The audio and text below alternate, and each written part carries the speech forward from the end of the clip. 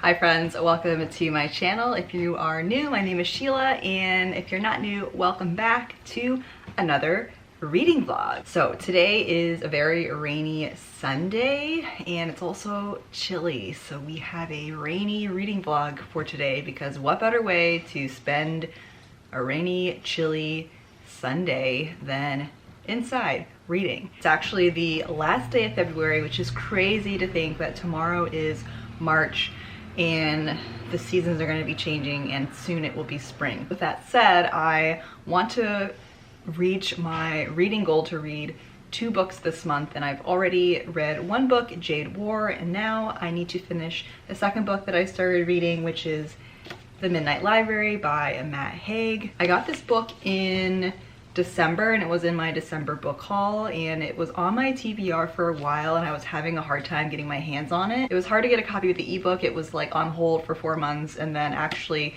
I went to my local bookstore and they just ran out of this book, so I had to order it and I waited many weeks to get it, and I finally felt inspired to pick it up and read it after finishing Jade War, which was a really long and drawn out book. Like, there's a lot of characters, it took very long to read. I just wanted something that was kind of going to be a quick read and was also an immersive story, but still was able to get through easily. And I started reading the first few pages of this and was like, yep, this is something that I need to read during this current season of my life right now. So The Midnight Library is a science fiction book. It really doesn't, there's only a few elements in here that really constituted a science fiction in my opinion, but it really reads just like a contemporary fiction.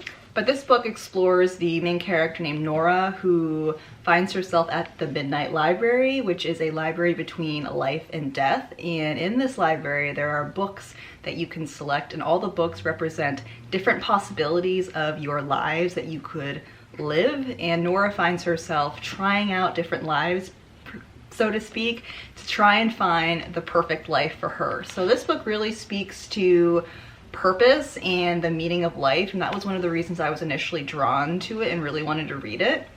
And I am really enjoying it so far. My goal is to finish the book by the end of today, and I think I'll be able to do this because it is a quick read.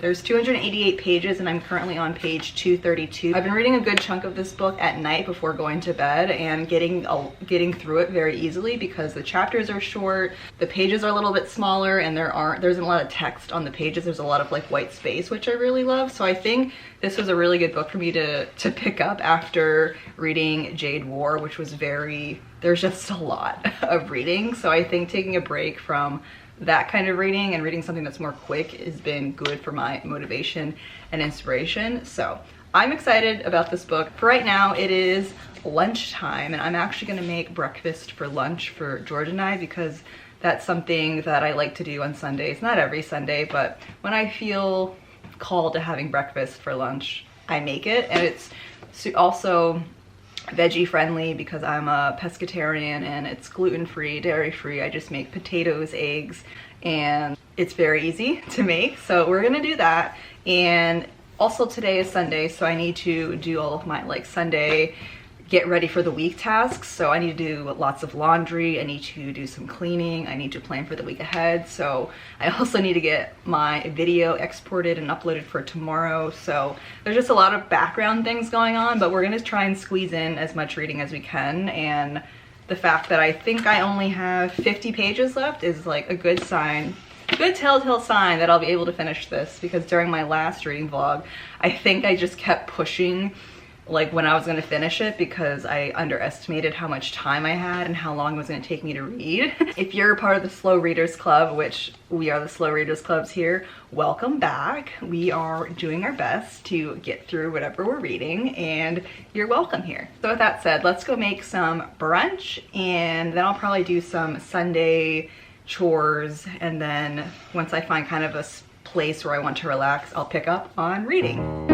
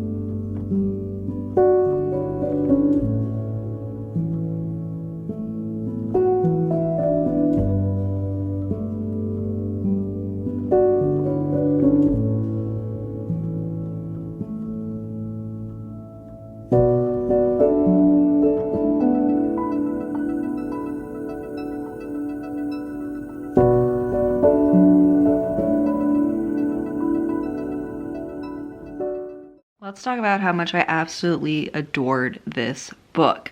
I feel like although it's a work of fiction, it really reads like a self-help book. There's one quote that I really like that goes, "It's not what you look at that matters, it's what you see." This book just carries a lot of beautiful lessons and has a philosophical and even, dare I say, spiritual tone to it. If you are feeling lost or in just a weird season in your life or even lacking purpose, this book may be a good book for you to read. And it's not even going to be preaching, to change your life in X amount of ways or blah, blah, blah. It's just fiction. It's a work of art, but it carries a lot of really beautiful things that stick with you and you can really apply to your life when you are done reading the book.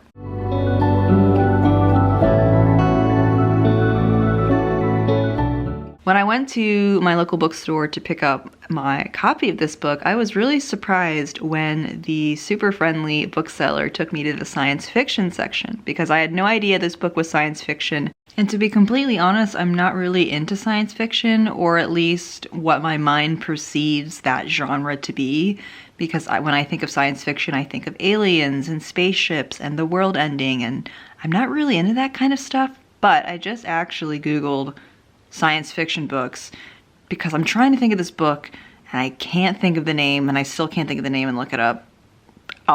It's just lost. But I realized there are so many other books that are technically labeled as science fiction that I like 1984 and Brave New World and Slaughterhouse-Five. A lot of these books I read in college or in high school when I was really into dystopian fiction, but not so much today. But I think this book, The Midnight Library, doesn't touch on the world ending or aliens or spaceships or really any of that when you think science fiction, but it does when you add the element of quantum mechanics, which is all over this book. So quantum physics or quantum mechanics, which based on my highly expert Googling are basically the same thing.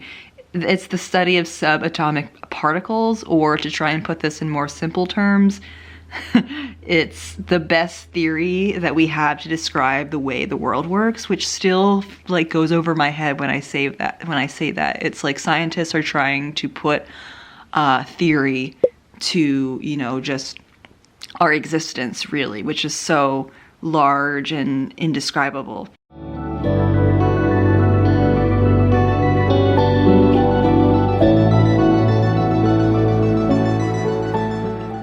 My initial interest in quantum mechanics came about when I was learning about manifestation and law of attraction and consciousness a few years ago when I started my spiritual journey. And the first time I established a connection between quantum mechanics and the law of attraction was when I was listening to a podcast episode from the Jess Lively show. Listening to one podcast episode about when Jess was talking about, law of attraction is quantum mechanics. Quantum mechanics is law of attraction. There's a connection there. And it was really interesting because in my mind, I was able to put a scientific label on law of attraction, and it made law of attraction less woo-woo and more logical in my mind. Yeah, the Midnight Library really explores these same themes of vibration and consciousness and what the meaning of life is. Because for law of attraction, really what law of attraction is all about is vibrations and atoms moving and, like attracts like, and that's what quantum mechanics is. It's the study of subatomic particles. And when you take vibrations are made up of physical things. They're made up of atoms. And that's when my mind was just like, wow, there is science to the law of attraction. Because this is a big theme that's in the Midnight Library. It doesn't go into this really specifically, but if you are interested in law of attraction or quantum mechanics or just consciousness in general, this book explores that and really uses that as a theme to set the tone and allows the character to find the meaning of life through those elements. Aside from all of that stuff, I really I did enjoy the characters in the book, even though there's only really 2 characters that you get to really know, which is Nora, who's the main character, and the librarian, Mrs. Elm. I actually didn't really, you know, Nora wasn't my favorite person. Like, you do see character development in her over time, and she grows and becomes like a better person, which I did enjoy. But I definitely preferred Mrs. Elm, the librarian, in the book, and I think also because she's older and wiser and kind of is acting as a teacher for Nora, so I really just felt a connection to Mrs. Elm.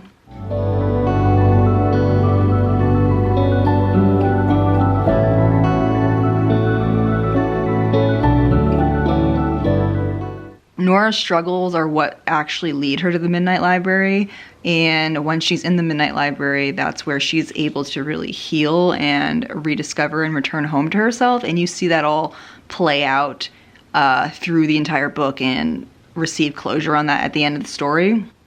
So all in all, the book was really heartwarming and made me smile and left me thinking differently about life and what it means to be alive and a human and conscious. And as I mentioned earlier, it does read like a self-help book, and I feel like the author is really sharing their overall message of what, you know, the meaning of life is. It was a quick read too. I really enjoyed it, that it only took me like a week to get through and it wasn't a struggle. And you could probably get through this book an entire weekend or even a day, depending on your reading speed and attention span. And if you have a full day to devote to this book, I feel like I could probably have gotten through it an entire weekend if I was dedicated to it. With that said, I give it a 5 out of 5 stars. So yeah, I hope you enjoyed coming along with me on this rainy, cozy Sunday.